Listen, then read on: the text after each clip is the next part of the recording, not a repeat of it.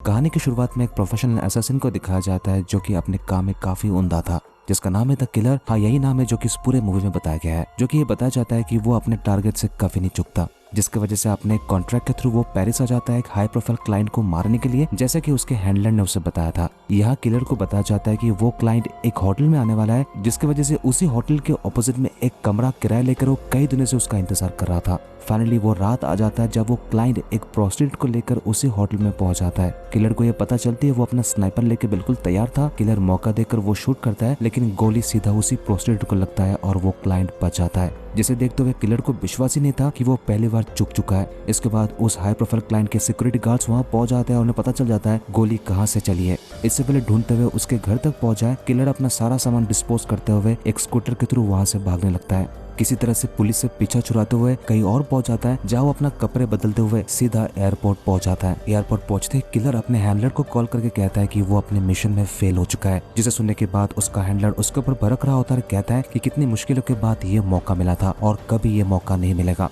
वो अपने क्लाइंट को क्या जवाब देगा, ये सब कुछ उसी की वजह से हुआ है। लेकिन इसके बाद उसका हैंडलर हॉजेस शांत हो जाता है और उसे कहता है कि वो किसी न किसी तरह से उसके क्लाइंट को मना लेगा, तब तक वो अंडरग्राउंड हो जाए। और भी बहुत कुछ बता रहा होता है, लेकिन किलर उसके बात को सुनने से पहले कॉल डिस्कनेक्ट कर देता है और अपने फोन को तोड़ देता है। वो जल्द से जल्द टिकट्स लेकर वो प्लेन में बैठ जाता है, लेकिन तभी किलर देखता है कि कोई उसे फॉलो कर रहा है। लेकिन किलर बिल्कुल भी नहीं चाहता था कि कोई उसे फॉलो करे, और जिस वजह से वो यूएस पहुंच जाता है और कुछ दिन के लिए अकेले एक होटल में रहता है। जब उसे विश्वास हो जाता है कि कोई उसे फॉलो नहीं कर रहा है, फिर वो अपना प्लान चेंज कर लेता है और वो वापस अपने घर पहुंच जाता है, जो कि है डोमिनिकन रिपब्लिक में, जहां उसका असली हाइड आउट होता है। और यहाँ से शुरुआत होती है चैप्टर 2 की। फिर किलर अपने गाड़ी से वो घर तक पहुंच रहा होता है, जहाँ वो अपने गर्लफ्रेंड मैकडोनाल्ड से मिलने वाला था। घर पहुंचते ही वो देखता है घर के गेट के सामने जूते के निशान थे और इसके साथ ही कुछ जले हुए सिगरेट्स। किलर समझ जाता है कि कोई काफी दिनों से उनके घर पर नजर रख रहा था। उसे ऐसा लगता है कि शायद उसकी गर्लफ्रेंड खतरे में है, इसलिए बंदूक लेकर घर के अंदर चला जाता है। घर के अंदर म्यूजिक बज रहा होता है और वहाँ कोई नहीं दिख रहा था। दूसरे कमरे में जाने के बाद किलर को दिखा देता है कुछ खून के बूंदे, और इसके साथ ही वो देखता है कि घर में तोड़फोड़ हो चुका था, मतलब यहाँ पे कुछ तो हुआ है। किलर को कुछ सोच नहीं आ रहा था कि उसकी गर्लफ्रेंड कहाँ चली गई है। इसके बाद किलर अपने गर्लफ्रेंड के बारे में पता लगाने के लिए गर्लफ्रेंड के भाई को कॉल लगाता है, जिसके बारे में पता चलता है कि वो हॉस्पिटल में घायल हालत में है। ये सुनते ही वो गाड़ी लेकर जल्द से जल्द वहाँ पहुंच जाता है और देखता है सच में ऐसा ही हुआ है। वहाँ मैकडोनाल्ड का भाई बैठा होता है और वो सब कुछ बताता है जैसे कि उसके बहन ने उसे बताया था। वो कहता है कि 2 लोग थे, जिसमें से एक औरत थी और एक आदमी था, जो उसे ढूंढते हुए घर तक पहुंचा था और शिकार उसकी बहन बनी। उसकी बहन ने काफी कोशिश की उनसे लड़ते हुए, फिर वो दोनों एक हरे कलर के टैक्सी में चढ़कर वहां से निकल गए। ये सब कुछ किलर बहुत ही ध्यान से सुन रहा होता है। फिर वो वादा करता है कि वो ढूंढ कर निकालेगा इसके पीछे कौन है, कहकर वो वहां से चला जाता है। अब तक किलर को समझ में आ जाता है कि सब कुछ उसके हैंडलर हॉज के द्वारा किया गया होगा, क्योंकि वो अपने मिशन में फेल किया हुआ। उसने 2 गुंडे भेज दिए उसे मारने के लिए। अब ये सब उसने किसके कहने पर किया, ये तो वही बता सकता है। लेकिन पहले वो उस टैक्सी ड्राइवर को ढूंढना चाहता है जो 2 असैसिन को उसके घर तक ड्रॉप किया था। इसलिए वो इस टैक्सी ड्राइवर के बारे में पता लगाने के लिए एक रात टैक्सी स्टैंड में पहुंच जाता है और बंदूक दिखाकर अंदर घुस जाता है। वहाँ एक आदमी को घायल करते हुए टैक्सी ड्राइवर्स के डेटा को निकाल रहा होता है और उसे ये पता चल जाता है कि उस दिन 2 असैसिन को किसने ड्रॉप किया था। उसका नाम था लियो। और फिर अगले दिन किलर उसी टैक्सी स्टैंड के सामने खड़ा था जब तक लियो अपने हरे वाले गाड़ी लेकर नहीं निकलता। कुछ घंटे के इंतजार के बाद देखता है एक हरा वाला टैक्सी पास से गुजरता है। फिर किलर लियो की गाड़ी में बैठने के लिए उसे कहता है कि वो एक ट्रेवलर है, और ये कहकर उसके गाड़ी में बैठ जाता है। कुछ दूर जाने के बाद किलर लियो को बंदूक दिखाता है, जिससे लियो डर जाता है। लियो किलर से कहता है कि उसे क्या चाहिए, अगर उसे पैसे चाहिए उसके पास ज्यादा पैसा नहीं है, और ये कहकर वो अपना वॉलेट किलर को दे देता है। किलर लियो से पूछता है कि 3 दिन पहले उसने क्या किया था, वो सोचकर बताए। अब यहाँ लियो को समझ नहीं आ रहा होता है कि वो क्या कह रहा है। फिर जब किलर उसे धमकाता, वो कहता है कि उसे याद आएगा कि 3 दिन पहले क्या हुआ था। वो बताता है कि 2 शख्स थे जो प्राइवेट प्लेन से उतरा था और उसे बहुत सारे पैसे ऑफर किए गए, जिसे देखने के बाद वो अपना लालच संभाल नहीं पाया और वो खुद दोनों को एक प्राइवेट प्रॉपर्टी के सामने ड्रॉप किया था। इसके साथ ही लियो बताता है कि दोनों में से जो औरत था उसके बाल सफेद थे, और उसके साथ जो आदमी था वो बहुत ही मस्कुलर था, जो किसी के लिए खतरा बन सकता है। ये सब कुछ किलर सुन रहा होता है और फिर किलर लियो को एक अंडर कंस्ट्रक्शन बिल्डिंग के सामने लेके आता है। यहाँ लियो किलर से कहता है कि उसे नहीं मारने के लिए वो हर तरह से मदद करना चाहता है, और इसलिए वो गाड़ी से बाहर जाकर बात करना चाहता है। लेकिन जैसे ही लियो सोचता है ऐसा करने के लिए, तभी किलर उसे वही ठोक डालता है। इसके बाद किलर बहुत ही आराम से वहां से निकलकर वो सीधा एयरपोर्ट पहुंच जाता है। अब यहाँ से किलर अपने हैंडलर से बदला लेने के लिए वो न्यू ऑर्लिन्स पहुंच जाता है, जहाँ से शुरुआत होने वाली है चैप्टर 3 की। न्यू ऑर्लिन्स पहुंचते किलर को पता चल जाता है कि उसका हैंडलर हॉजेस, जो कि एक मशहूर लॉयर भी है, और इसलिए उसके ऑफिस में घुसना इतना आसान नहीं होगा, जिस वजह से वो एक प्लान करता है जिससे वो एक सैनिटेशन वर्कर बनकर एक गाड़ी का बंदोबस्त करके कई दिनों से हॉजेस के ऑफिस के बाहर वो नजर रख रहा था। वो देखता है हॉजिस की सेक्रेटरी डॉलर्स जो कि हर दिन ऑफिस जाती थी और एक कोरियर कंपनी वाला हर दिन कुछ ना कुछ डिलीवर करने आता था। और एक दिन इसी का फायदा उठाते हुए किलर अपना बड़ा सा एक गार्बेज बिन लेकर ऑफिस के अंदर आ जाता है। जब कुरियर वाला अपना डिलीवर देके बाहर निकलता है, इसके बाद मौका देकर किलर केविन के अंदर घुस जाता है और वो डॉलर्स को बंदूक दिखाता है, जिससे डॉलर्स डर जाती है। डॉलर्स की मदद से किलर हॉजिस के ऑफिस के अंदर घुस जाता है, जिसे देखने के बाद हॉज पूरी तरह से शॉक हो जाता है। वो उसे कहता है कि ऐसी कौन सी नौबत आ चुकी है कि वो उसके ऑफिस में घुस आया है, उसने तो ऐसा कभी नहीं किया, तो फिर आज ये गुस्ताखी क्यों? जिसके जवाब में किलर कुछ नहीं कहता और डॉलर्स को कुछ स्ट्रिप दे देता है। डॉलर्स डरते डरते उसी स्ट्रिप से हॉजिस के दोनों हाथों को बांध देता है और एक स्ट्रिप लेकर वो सीधा वॉशरूम चली जाती है और अपने आप को भी बांध लेती है। यहाँ किलर हाथ में एक नेल गन लेकर वो हॉज से पूछता है कि वो दोनों आदमी कौन थे जो उसके घर में उसे मारने के लिए आया था। जिसके जवाब में हॉजिस कहता है कि वो सोच कैसे लिया कि वो अपने मिशन में फेल होगा और सीधा वो अपने घर चला जाएगा और सुकून की जिंदगी जिएगा। क्या उसे पता नहीं है कि एक असैसिन का जिंदगी कैसा होता है? उसने जो कुछ भी किया एक ताकतवर क्लाइंट को शांत करने के लिए किया है, इसमें उसका कोई निजी फायदा नहीं है। यहाँ हॉजिस किलर को सिर्फ ज्ञान दे रहा होता है और 2 हिटमैन के बारे में नहीं बता रहा था, जिससे किलर को गुस्सा आ जाता है और अपने नेल गन से सीधा उसकी छाती पे दाग देता है, जिससे उसके छाती से खून निकलने लगता है और वो कुर्सी से नीचे गिर जाता है और वही मारा जाता है। इसके बाद किलर ऑफिस में सब कुछ साफ कर लेता है और फिर अपने गार्बेज वाला बिन को अंदर लेके आता है। वो डॉलर्स को देखने वॉशरूम जाता है, जिसे देखने के बाद डॉलर्स डर रहा होता है और उसे रिक्वेस्ट करता है कि वो जिन लोगों के बारे में ढूंढने की कोशिश कर रहा है वो सारा डिटेल्स दे सकती है, लेकिन इसके लिए उसे उसका घर जाना पड़ेगा और साथ ही साथ वो वादा करे कि वो उसे नहीं मारेगा। ये बातें सुनने के बाद किलर को ऐसा लगता है कि डॉलर्स मदद कर सकती है और इसलिए वो उसे फ्री कर देता है और फिर हॉजिस के लाश को उसी गार्बेज बिन में डालकर बहुत ही आसानी से ऑफिस से बाहर चला आता है और फिर ड्राइव करते हुए डॉलर्स के घर की तरफ जा रहा होता है। डॉलर्स के घर पहुंचते ही डॉलर्स उसे बता रहा होता है कि वो दोनों आदमी कौन थे और उसके लिए बहुत सारे विजिटिंग कार्ड्स उसके पास है, जिसे किलर चेक कर रहा होता है और उसे वो मिल जाता है कि वो दोनों कौन है। लेकिन तभी किलर को एक और विजिटिंग कार्ड मिलता है जिसमें लिखा होता है क्लेबॉन्ड। जब वो इसके बारे में डॉलर्स से पूछता है, डॉलर्स बताता है कि यही वही क्लाइंट है जिसने हॉजिस को कॉन्ट्रैक्ट दिया था, जिसके लिए उसे पेरिस में एक हाई प्रोफाइल क्लाइंट को मारना था। किलर सभी विजिटिंग कार्ड को अपने पास रख लेता है और इसके बाद दोनों वहां से निकल रहे होते हैं, लेकिन किलर का यह उसूल होता है कि वो कोई भी सबूत पीछे नहीं छोड़ता, इसलिए वो डॉलर्स को धक्का देता है, जिससे डॉलर्स सीढ़ियों से नीचे गिरकर वही मारी जाती है। फिर किलर पुलिस से बचने के लिए हॉजिस के लाश को बिन से निकालकर उसके टुकड़े टुकड़े कर अलग अलग जगह में फेंक देता है और अब किलर पहला हिटमैन जो कि बताया जाता है काफी खूंखार है, उससे बदला लेने के लिए पहुंच जाता है फ्लोरिडा, जहाँ से शुरुआत होने वाली है चैप्टर 4 की। अब किलर फ्लोरिडा पहुंचते हैं, उसके पास पहला हिटमैन जो कि बताया जाता है काफी खतरनाक है, उसकी तलाश में उसके घर के पास से गुजर रहा था, जहाँ देखता हुआ हिटमैन अपने डॉग के साथ 3 दोस्तों के साथ मजे कर रहा था। किलर इसी मौके की तलाश में था जब वो घर पे अकेला हो और इसके लिए हर बार की तरह कई दिनों से उसके ऊपर नजर रख रहा था। फाइनली एक रात किलर को पता चलता है कि वो घर पे अकेला है और बहुत ही सावधानी से वो घर के अंदर घुस जाता है। वो देखता है कि उसका पेट डॉग सो रहा है, घर के अंदर कदम रखता है,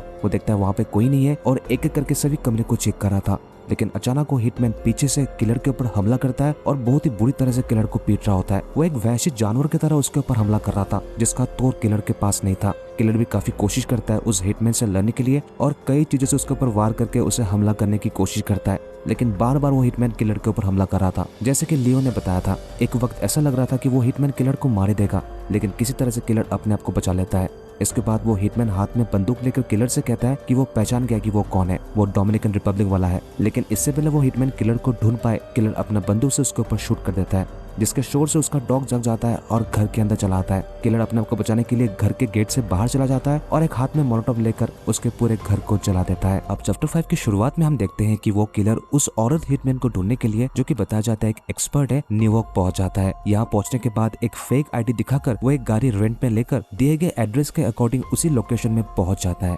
यहाँ पहुंचने के बाद किलर बिल्कुल ताजुब हो जाता है कि ये औरत एक नॉर्मल कॉलोनी में अपने बॉयफ्रेंड के साथ रहती है और इसलिए उस औरत के बाहर आने तक उसे अपने गाड़ी में इंतजार करना होगा, जो कि किलर कर रहा होता है। तभी वो देखता है कि एक औरत घर से बाहर निकलती है जिसके बाल सफेद थे, जिसे देखते किलर को याद आ जाता है जैसे कि लियो ने बताया था, बिल्कुल वही है। इसके बाद वो औरत एक गाड़ी में बैठकर कहीं जा रही थी। किलर उस गाड़ी का पीछा करने लगता है, फिर वो देखता है कि वो औरत एक रेस्टोरेंट के पास जाके रुकी है। इसके बाद किलर ये प्लान बना रहा होता है कि कैसे वो उस रेस्टोरेंट के अंदर घुसे। वो औरत उस रेस्टोरेंट में अपना डिनर करने के लिए आई थी और खूब सारा खाना ऑर्डर करती है, लेकिन उसी वक्त किलर वहाँ पहुंच जाता है और उसके बैग से बंदूक निकालकर वो बैठ जाता है, जिसे देखने के बाद वो औरत बिल्कुल चौंक जाती है और उसकी जुबान लड़खड़ाने लगती है। उसे समझ नहीं आता कि वो उसे क्या कहे, लेकिन वो उसे पहचान लेती है। वो कहती है कि उसे पता था कि वो जरूर आएगा और उसे भी पता है कि अब तक हॉजिस और वो फ्लोरिडा वाला हिटमैन अब तक मर चुका है। जिसके जवाब में किलर कुछ नहीं कहता, वो चुपचाप बैठा हुआ था और बातें सुन रहा था। यह वो औरत किलर से कंफर्म करती है कि इसमें कोई पर्सनल नहीं था, कि उसने उसके गर्लफ्रेंड के घर में जाकर उसके ऊपर अटैक किया और ये सब कुछ वो और उसका हेडमैन हॉजेस के कहने पर किया था। उसने हॉजेस को बोला था कि ऐसा नहीं करने के लिए, लेकिन उसे पता है कि हॉजेस किसी की नहीं सुनता। ये सब कुछ किलर सुन रहा होता है। वो औरत उसे बताता है कि वो उसे कहीं पे भी मार सकता था, लेकिन इतना रिस्क लेके वो यहाँ पे क्यों आया। जिसके जवाब में किलर कहता है कि वो उसे मारने से पहले मिलना चाहता था। जिसे सुनने के बाद वो औरत बिल्कुल नहीं डर रही थी, उल्टा कहती है कि सब कुछ उसी की वजह से हुआ है। अगर वो अपने मिशन में फेल नहीं होता तो ये सब कुछ नौबत ही नहीं आती। ये कैसे मुमकिन है कि वो फेल हो गया। इसके बाद दोनों एक दूसरे को देख रहे थे और बिल्कुल शांत थे।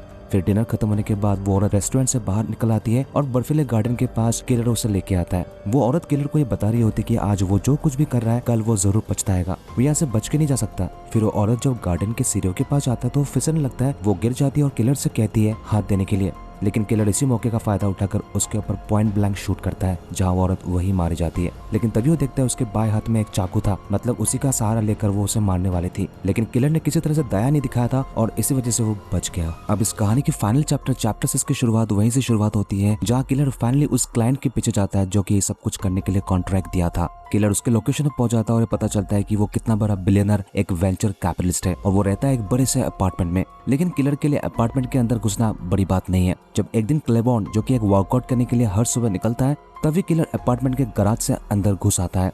वो घर के अंदर जाने की कोशिश करता है, लेकिन पता चलता है कि यह दरवाजा सिर्फ और सिर्फ की कार्ड से ही खोल सकता है। इससे वो निराश हो जाता है, लेकिन उसे पता है कि अभी उसे क्या करना है। वो कई दिनों से क्लेबॉर्न के रूटीन को फॉलो कर रहा होता है। उसे पता चलता है क्लेबॉर्न एक महंगे सेंटर में वो वर्कआउट करने जाता है हर सुबह। इसी बहाने किलर उसी सेंटर में पहुंच जाता है और एक महंगे ट्रायल पीरियड ले लेता है। जब वो अंदर जाता है वो देखता है क्लेबॉर्न अपने ट्रेनर से वर्कआउट करने के लिए तैयारी कर रहा था। जब वो वहां से निकल जाता है तभी उसकी गैर हाजिरी में उसके शेल्फ से कार्ड को निकालकर उसे कॉपी कर लेता है, फिर उसे सही सलामत वही रख देता है। अब किलर के लिए बिल्डिंग के अंदर घुसना बाएं हाथ का काम था। वो बिल्डिंग के अंदर घुस जाता है और एक्सेस कार्ड से अपार्टमेंट के अंदर आ जाता है। वो यहाँ पर देखकर ताज्जुब था कि यहाँ पे कोई सिक्योरिटी गार्ड नहीं था और पूरा बिल्डिंग एक एक्सेस कार्ड से लॉक था। वो क्लेबॉर्न से मिलने के लिए ऊपर जा रहा होता है। यहाँ में क्लेबॉर्न को दिखाई देता है जो कि अपने क्लाइंट से बात कर रहा था, लेकिन तभी वो नोटिस करता है कि किलर वहाँ खड़ा था, जिसे देखकर वो हैरान हो जाता है और अपने क्लाइंट से कॉल कट कर देता है। वो किलर से कहता है कि अगर वो जिंदा रहा तो सिक्योरिटी में काम करने वाले सभी एम्प्लॉयज को वो निकाल देगा। वो कहता है कि घर में वो पैसा नहीं रखता, लेकिन अगर वो चाहेगा तो वो डिजिटली ट्रांसफर कर सकता है। जिसके जवाब में किलर उससे कहता है क्या तुम्हें मुझसे कोई दिक्कत है। जिसे सुनने के बाद क्लेबॉर्न शॉक हो जाता है, समझ में आता है कि वो क्या कह रहा है। फिर किलर उस विजिटिंग कार्ड को दिखाता है, जिसे देखने के बाद क्लेबॉर्न को सब कुछ याद आ जाता है। वो समझ जाता है कि वो कौन है। वो उसे एक्सप्लेन करने की कोशिश करता है कि उसी रात जब वो फेल हुआ था अपने मिशन में, तभी हॉजेस का कॉल आया था और वो बताया था कि एज पर प्लान सब कुछ नहीं गया। उसने हॉजेस को बताया था कि कोई परफेक्ट नहीं होता है, लेकिन हॉज ने सजेस्ट किया था कि अपने सिक्योरिटी को बढ़ा देने के लिए, जिसके बारे में उसे समझ नहीं आ रहा था कि वो ऐसा क्यों कह रहा है और सब कुछ उसके ऊपर थोपना चाहता था और फिर सब कुछ वो भूल चुका था। यहाँ क्लेबॉर्न किलर को समझाने की कोशिश करता है कि उससे उसे कोई दिक्कत नहीं है और वो उसे जानता भी नहीं है। इस प्रोफेशन में बिल्कुल नया है और उसे बिल्कुल नहीं मालूम ये सब कुछ कैसे हैंडल किया जाता है। किलर उसके बात को ध्यान से सुन रहा होता है और उससे कार्ड लेकर कहता है कि उसे हैरानी हो रही है कि आधी रात वो गन लेकर उसके घर में घुस आया और इसे मालूम भी नहीं कि वो यहाँ पे क्यों है। जिसके जवाब में क्लेबॉर्न रिएक्शन देता है नहीं। फिर किलर वहां से जाने लगता है और जाते जाते क्लेबॉर्न से कहता है अगर भविष्य में ये पता चला कि वो उसके पीछे आया तो वो उसे छोड़ेगा नहीं, वो उसे जरूर मार कर रहेगा। ये कहकर वो वहां से चला जाता है। जब किलर अपार्टमेंट से बाहर आ रहा होता है तो अपने पॉकेट से सभी विजिटिंग कार्ड्स को निकालकर वो फाड़ कर फेंक देता है। अब कहानी के अंत में हमें दिखा जाता है जहाँ किलर वापस अपने घर डोमिनिकन रिपब्लिक आ जाता है और ये देखने को मिलता है कि उसकी गर्लफ्रेंड मैगडाला पूरी तरह से ठीक हो चुकी है। यहाँ किलर अपने काम से बिल्कुल रिटायर हो चुका था और दोनों इकट्ठे बैठकर नेचर का मजा ले रहे थे और ये दिखाते हुए ये मूवी यही खत्म हो जाती है।